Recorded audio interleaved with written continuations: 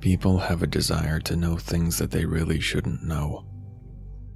I think it's part of being human to knowingly seek out information that normally would be unavailable, no matter the cost. I don't condemn or condone this behavior. I am merely here to explain how someone possessing sufficient determination and courage, or stupidity, might come by some of this information. Specifically, how someone might learn everything they need to know about their future. It won't be easy for you, fair warning. The future is a complicated matter, so you won't find what you're looking for in any street corner. But if you follow these instructions, you just might be able to find out what you need to know without any serious consequences. The first matter of importance is the time of month. There needs to be no moon in the sky on the night that you seek your answers. But the weather is unimportant. Cloudy skies obscuring the moon will not do. Don't start looking for loopholes already. It must be a new moon for you to find the object. You will need to go to an abandoned building, one much bigger than a house. It could be a factory, refinery, hospital. You get the idea. It must be away from an urban area with lots of noise and traffic, as being interrupted would be a very poor idea indeed. This means you must do this alone. This cannot be stressed enough. It would be a good idea to decide on a suitable building before the new moon. You see, the building must be quite specific in its design. You need to find a room within the building that is situated below ground level, with no windows or other source of light, of moderate size. I'm not quite sure of exactly what moderate size means, but basically no aircraft hangars or broom cupboards. The room you select must have a door on the southern side of the room. This is of utmost importance. Please do not get your sense of direction confused. Doing it in a room with a northern situated door would be a very poor way to spend an evening. The room must have a storage unit of some description in it, possibly a desk, drawers, cabinet, or sizable box. The storage unit must have been in the room already. Do not bring any such item in with you. Whatever you do, until it is a new moon and you have committed fully to your quest, do not open the storage unit. If you do, you will not find what you're seeking. You see why identifying a suitable room and building before the new moon is ideal? It might take a while, but seeing the future shouldn't be easy. When you go back on the new moon, you must be prepared to enter the room completely naked. That means no wristwatches, nothing. Try to remember where the storage unit is within the room, and practice gauging time with no phone or watch. The task will only be able to be completed between around 2 a.m. and 3 a.m.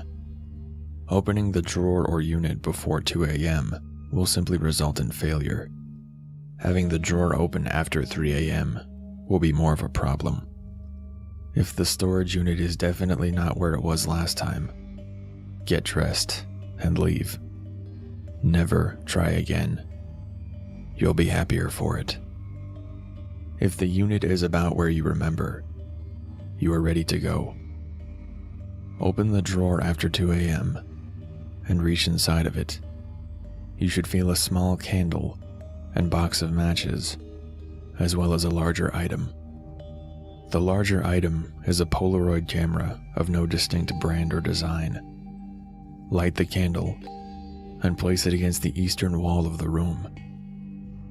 Again, please don't mess up your sense of direction.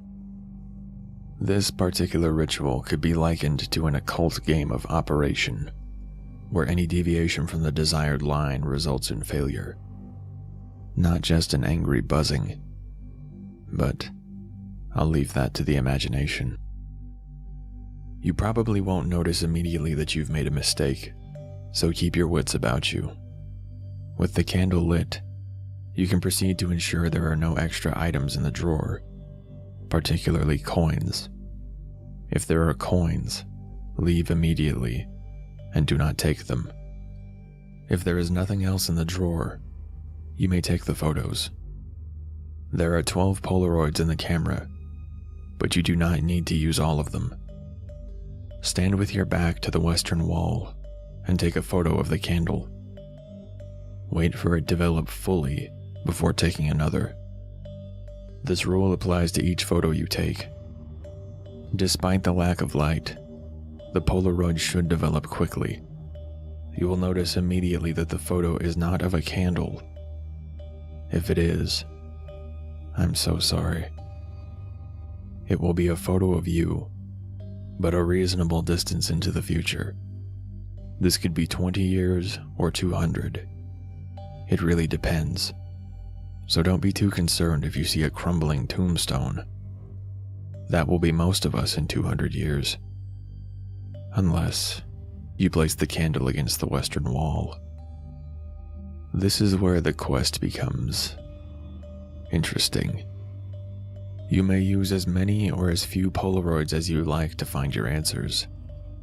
Each photo you take will be closer to the present time, but the time difference between photos will be random. They may show your future house or car in the background. They may show your future wife or children. The most important thing here is to keep count. You do not want to use the last Polaroid, no matter what. Trust me. There are many ways to grant eternal suffering from this quest, but by far, the worst is using the last Polaroid. Using the last Polaroid will invite an entity into your world that is as old as time itself. It may not kill you immediately. In fact, it may never lay a hand on you. It will, however, ensure the most horrific suffering you can imagine. That could mean watching everyone you love be flayed alive every day for all existence. Maybe it will possess you and let you watch it do horrible things. This is not an entity that you want to have tea and biscuits with.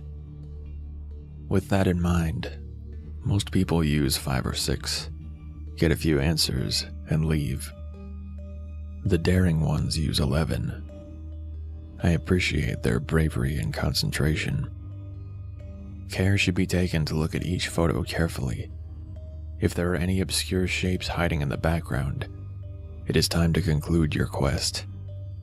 If each photo is of the same tombstone, it may not be worth continuing until you can see the inscribed date. Wouldn't want it to be too soon, particularly if you're not 100% confident of all the previous steps being completed correctly. If you use less than 11 Polaroids, and the photos all are devoid of peculiar shapes, good on you. You are done now. Just make sure you conclude your quest before 3 a.m. Place the camera and all the Polaroids back in the drawer.